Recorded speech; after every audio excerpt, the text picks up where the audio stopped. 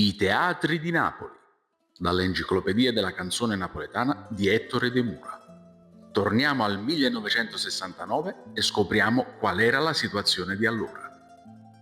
Teatro Cimarosa, grosso baraccone situato in piazza Carlo III, all'angolo del corso Garibaldi, sorse nel primo decennio del 1900 ed ebbe diversi impresari, tra questi i fratelli Freola.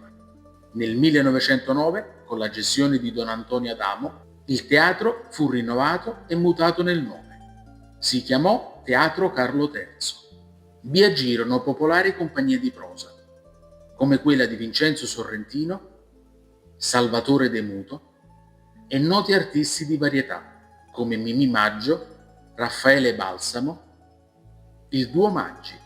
Il teatro fu demolito all'inizio della Prima Guerra Mondiale. Dopo il 1969, alcuni di questi teatri hanno cambiato forma, nome, gestione. Sono attivi ancora oggi o, nel peggiore dei casi, non esistono più. Ma tutti sono stati palcoscenico per molti artisti che hanno creato quel grande bagaglio di cultura nato a Napoli.